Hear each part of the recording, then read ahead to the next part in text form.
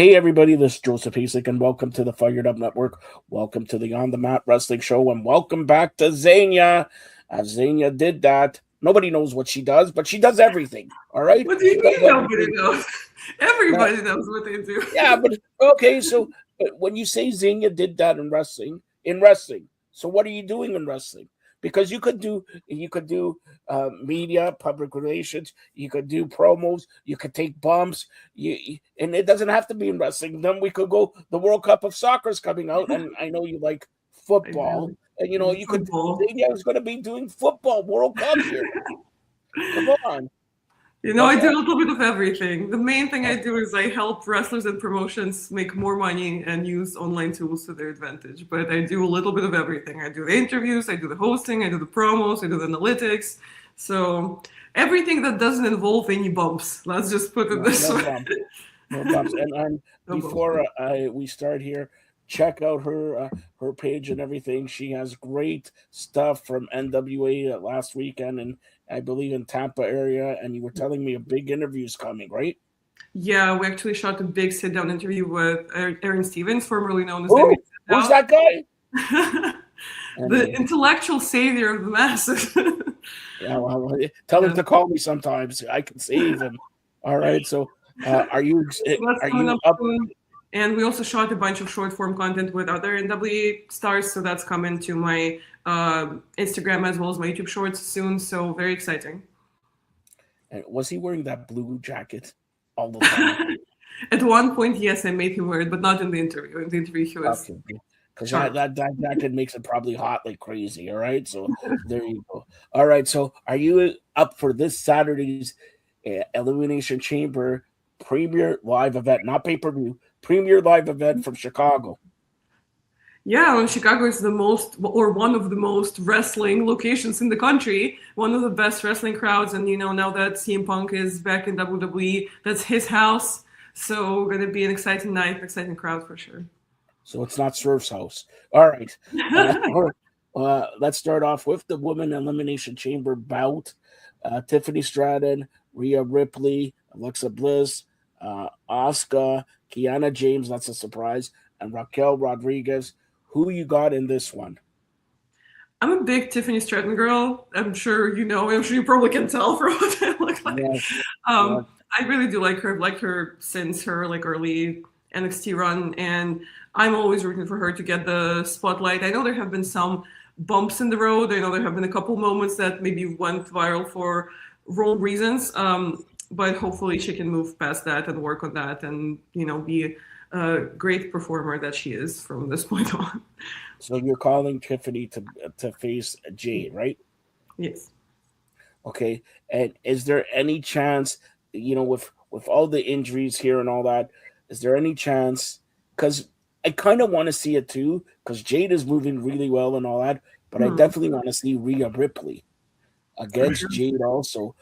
Is there any chance they throw some sort of a type of I wouldn't say screwball, but change around the match because everybody's complaining about they haven't done well, tickets haven't done well, they're putting down tickets 25-30% off.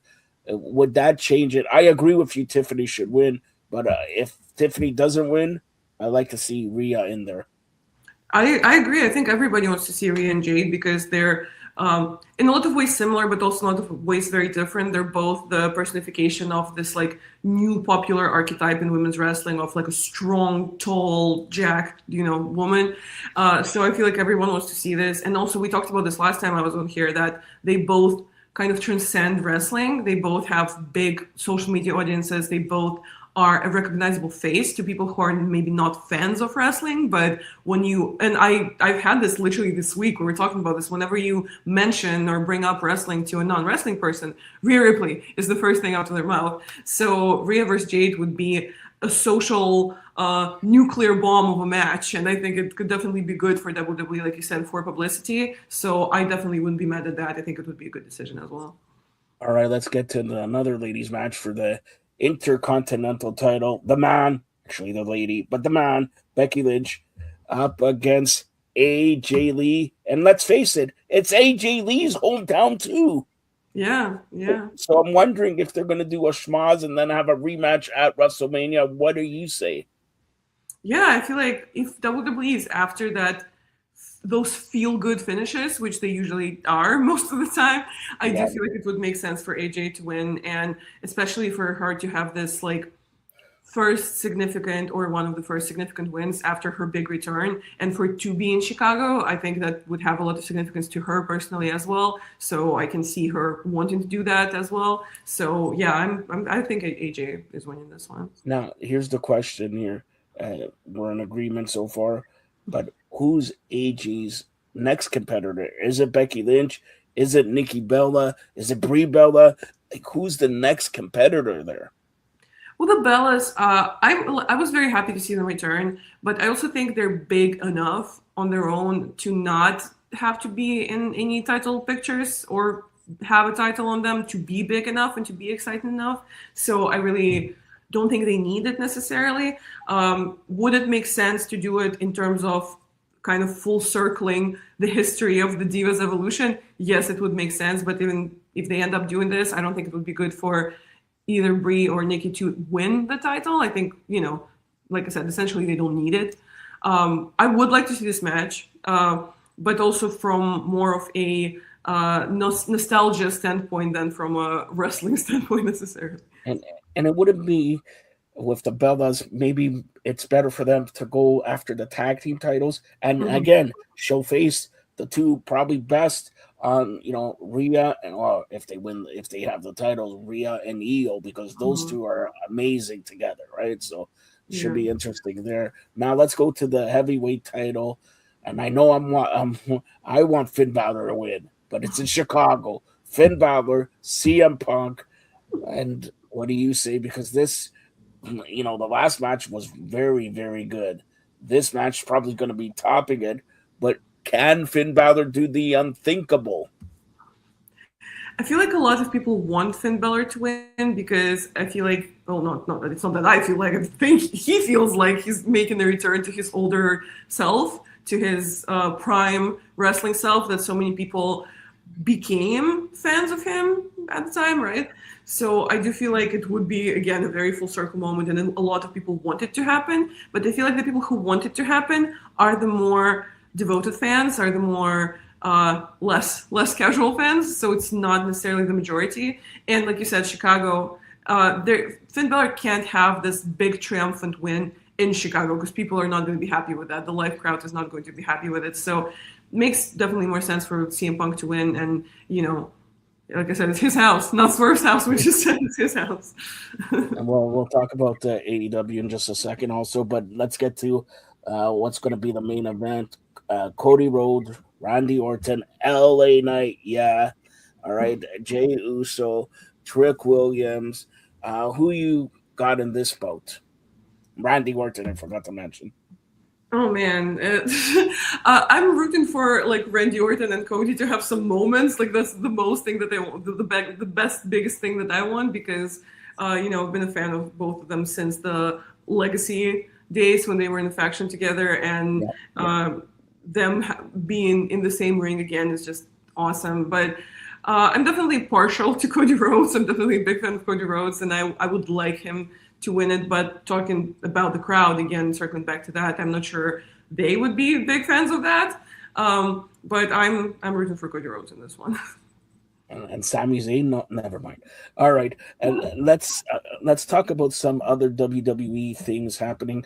With this vision, Seth Rollins gone. Maybe he comes back. Then we got Braun Breaker gone. It looks like he's going to be out of WrestleMania. And then this week, just breaking up a pin, Bronson Reed gone 4 to 6 months.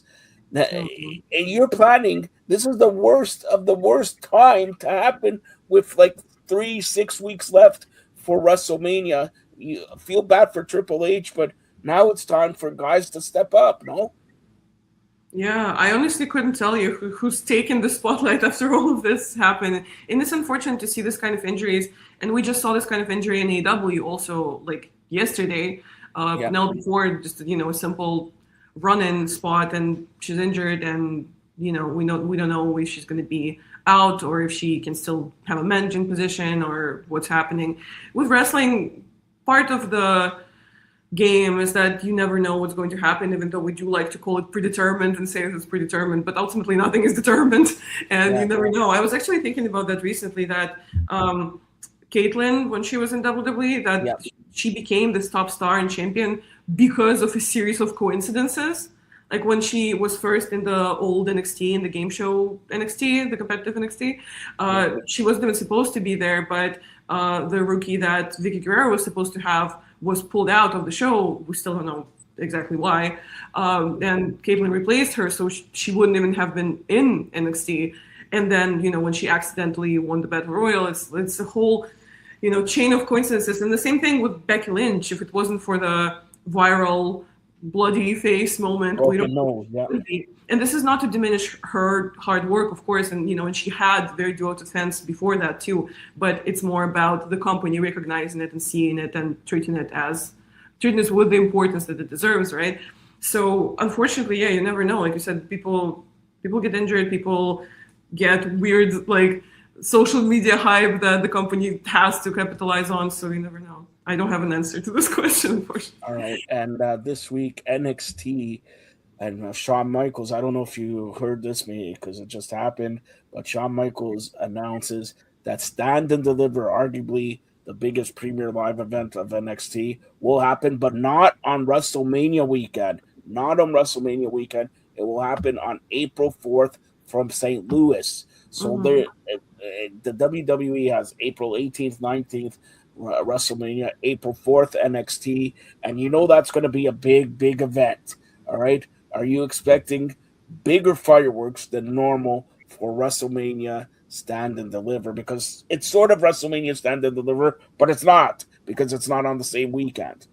I mean, you know what? Hopefully, and on the one hand, it's a bummer that this had to happen, but that's the thing; it had to happen, and it's a little sad as a fan to watch NXT get pushed out of the spotlight, because even 5, 6, 7 years ago, NXT Takeover used to be the show Mania week that you had to be at. That would have the best wrestling of the week, arguably, right?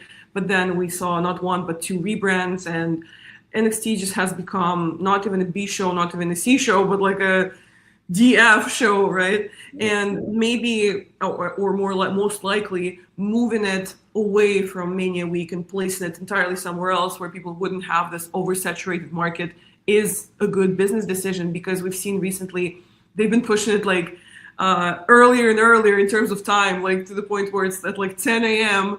Mania Day, right? Yeah, And people want to see all kinds of things Mania Week. There's the yeah, collective, there's usually Supercard of Honor, which even though, recently again they've moved it as to not compete with yeah, WWE because it's been acquired by AEW. There's their own WrestleMania Access or WrestleMania World, WWE World, yeah. or what they call it now. So they're competing with themselves in that same regard too. So from the business standpoint and seeing the trend that's been happening in the last several years, makes perfect sense to take it out of the Mania Week equation. But as a fan who remembers when it used to be the place to be, it's a little sad to see for sure. All right, and just nobody has talked about this name, and just yesterday, a friend of mine was telling me about this name, so I'll break it here. Zoe Stark. Watch for her during WrestleMania or just the night after WrestleMania or whatever. They have big, big plans for Zoe Stark, and knock on wood, hopefully she stays healthy. And another big news here. I don't know if how true this is, and I don't know if you have heard this, but I hear Vince McMahon is very close to acquiring the WWE with help from the Saudis. That's all I'm gonna say. I don't want to be caught in political thing because the next thing is your president is gonna invite me to the White House because I won the gold medal and offer me McDonald's. All right, so that's the other thing. Now, just to close it out here with AEW, my Jewish friend Maxwell Jacob Friedman. See, he thinks he's smart, but you can't. There's a coin. There's this. There's that. He's taking on Hangman Page. But the interesting thing is, could you see it's the same thing that Cody Rhodes did 3, 4, or 5 years ago. Now, if Hangman Page can't go for the title, where is he going to fight Swerve Strickland every week? Is he going to go with Kenny Omega? Like, what's the deal there? I feel like at this point, Hangman and Swerve are wrestling soulmates. It's kind of a Kevin Owens and Sami Zayn situation where Yeah, even if they did fight each other every week, we wouldn't mind and they would deliver good matches every time. But we also know that Hangman has been getting some bad publicity recently, and I don't know if AEW puts a big importance on it or not. I don't have a definitive opinion. I just think it was very stupid of him to let it happen. And I think the way that he addressed it, which, props to him for even addressing it, but I don't think the way he addressed it was exhaustive enough or convincing enough. So I don't know if it's going to make fans turn on him, which wouldn't be great for the situation that he's in AEW. But like I said, even if he does fight Swerve every week, I probably wouldn't be mad at that. all right, and I just want to get back to WWE as we close this week. AJ Styles sort of officially retired, but didn't officially, you know what I mean, but got into the Hall of Fame, inducted by The Undertaker. So I guess The Undertaker's new job is to induct everybody into the Hall of Fame. Inducted Stephanie, now it's AJ Styles. I heard Bray Wyatt's going to be inducted this year also. First of all, your thoughts on AJ Styles and anybody you would induct this year into the Hall of Fame? AJ Styles is definitely a legend of the business, and I'm sure he's on many people's Mount Rushmore, as we like to call it. Like, he's one of the people who's been everywhere, done everything. He's been a staple and a workhorse in WWE, but he's also been the face of TNA, and he's also been to Japan, and he's just done absolutely everything. And one thing that I think sets him apart from a lot of people is that he never lowered the standard, and even with time and age and WWE having a slightly different product, he's always been incredible. Like, I don't think there's a lot of bad AJ Styles matches, so it's great to see him get his flowers. And we also saw the Good Brothers on Raw give him some hugs and congratulate him, which was amazing. And I actually have a video with them coming out very soon on my Instagram and YouTube. But yeah, it's great to see, and it's great to see someone retire on their own terms, and not because of a nasty injury, and not because of people losing interest in them, God forbid. So it's really good to see this feel good moment for him. Who I would induct, I feel like the controversial answer of every year that I can give you is, I think China deserves a solo induction. I think we can all agree on that. I don't know if WWE will ever come around to doing it, but it's our Roman Empire. I think we think about it every year when the Hall of Fame induction comes around. All right, so final question, and I left this for the last. There's a big crate coming on Saturday. It's been tossed around to Nick Aldis, all these guys here. Nobody wants to open it. What do you think is in the crate? Because I have a feeling I know. But what do you say? I have no idea. People have been saying that it might be Danhausen appearing in WWE, which would pop me for sure as a fan. But I don't know if WWE are. It will pop you for a week. Let's face it. All right. Can you see Danhausen? No, I'm a big Danhausen enjoyer. Let's just say that. I think there's more to him than just viral clips. I think he can sustain hype for a long period of time. And also we know that he's friends with CM Punk. So now that CM Punk is WWE, I think it is maybe in some world feasible, but I really don't know if WWE are ready to introduce a character of that sort. But also I've kind of learned to not expect too much from these kind of storylines, because remember years ago when Eric Rowan had a crate, a cage that he was walking around with? It was so funny because my brain likes a surprise. My brain likes gratification. So I got really invested. I was like, oh my God, what is in that crate? And then we got the toy spider, as you remember. And then not really a further explanation. And this is, for better or for worse, we know that WWE doesn't really book that long in advance. We know that sometimes, Raw is written a week in advance, or less. So I also wouldn't be surprised if they also haven't decided for sure what it is. No, they Um, have decided. Okay, I'll spoil it. Okay, and I don't know what it is, but but they they know. said on Monday they said the crate is over 7 feet tall. Mm. Oh, So I sure. think, and you know what it is here. Hogan passed away in July. They're gonna Mhm, give him Hogan and Andre the Giant the WrestleMania 3 moment because remember they did it with Ric Flair and the statue and all that mhm. now, and they have the big Andre the Giant statue. I I know. could, and it's a big crate. It is a big crate. Hogan, Andre the Giant, a statue, and that should it will they should do it for WrestleMania, but it will lead into the new Andre the Giant and Hogan Memorial Battle Royal. Put it that way. They're Mhm. gonna, it's Andre the Giant Memorial Battle Royal. Now it's WrestleMania 3, Giant and Hogan. That's what I have heard. If I'm wrong, I'm wrong. But if I'm right, credit me and Zania because we break the news here. All right, we Yeah, break. we're Would you close. be happy with that? I would be fine with that, you know. It is. He said over 7 feet crate. I would honestly rather have the crate thing be a way to You bring have in Danhausen, I to the know. company. I would rather it be a human, but you know, it is what it is. All right.